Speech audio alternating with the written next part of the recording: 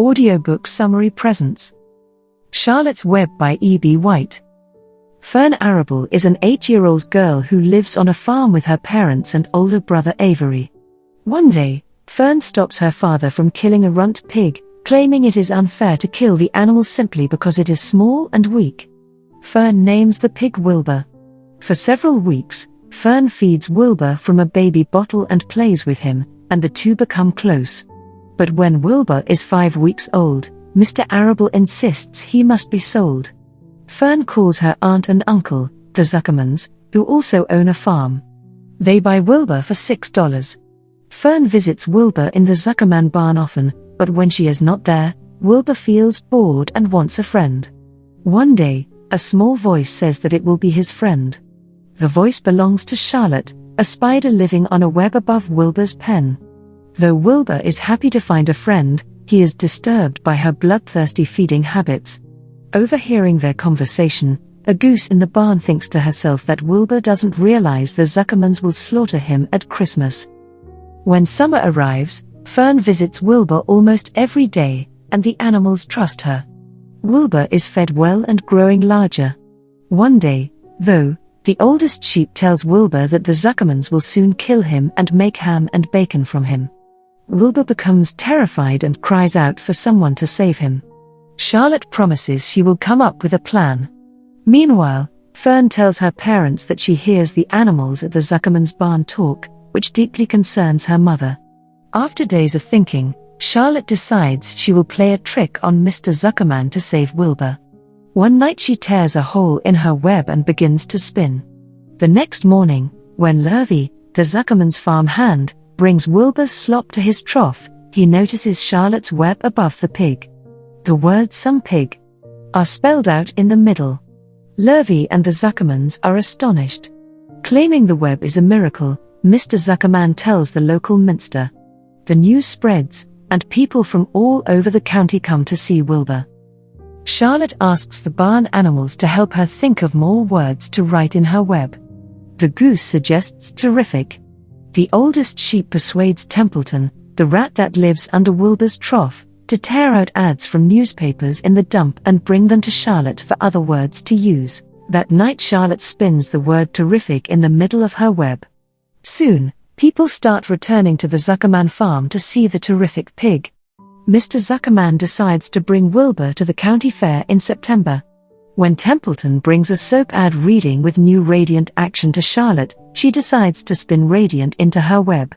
The next day, Fern tells her mother stories she has heard Charlotte tell Wilbur, including one about a cousin who spun a balloon and sailed away on the wind. Mrs. Arable drives into town to seek Dr. Dorian's advice about her daughter's behavior, but he assures her that eventually Fern will become just as interested in Henry Fussy, a boy she knows, as she is in the animals. As the end of summer approaches, Charlotte writes radiant in her web, and crowds keep coming to see Wilbur. The Arables, the Zuckermans, and Lurvy prepare to go to the fair. Charlotte and Templeton hide themselves in the crate Lurvy built for Wilbur so they can go to the fair with him. Once there, Charlotte builds a web above Wilbur's pen and notices a huge hog called Uncle next it. Soon after Fern and Avery run off to have fun, Fern meets Henry Fussy, who treats her to a roller coaster ride. Templeton goes off to the fair too and brings back a newspaper clipping with the word "humble" for Charlotte to write in her web. After a hot day at the fair, the families and Lurvy drive home. Charlotte is tired, but she tells Wilbur she is making a masterpiece that she will show him tomorrow. The next morning, Wilbur sees that Charlotte has made an egg sack with 514 eggs. Charlotte tells Wilbur she doesn't think she will live to see her children. Templeton tells Wilbur and Charlotte that Uncle has a blue tag on his pen, meaning he won first prize. Arriving at the fair, the Arables, the Zuckermans, and Lurvy spot the word "humble" in Charlotte's web and rejoice, but then they notice that Uncle has already won. Mr. Zuckerman still insists on giving Wilbur a buttermilk bath to make him look his best. Suddenly a voice comes over the loudspeaker, announcing that a special award will be given and asking Mr. Zuckerman to bring his pig to the judge's booth. On the way there, Fern sees Henry, and she races off to treat him to a Ferris wheel ride. Mr. Zuckerman is awarded $25 and a bronze medal. Wilbur faints in the excitement, but Templeton bites his tail to revive him. Back at Wilbur's pen, Charlotte says she will not be returning to the farm because she will die soon. Wilbur promises Templeton that if he retrieves Charlotte's egg sac, Wilbur will always let him eat from his trough first. Templeton agrees. Wilbur holds the egg sac in his mouth. As Wilbur is pushed into his crate, he winks at Charlotte, who whispers goodbye and waves.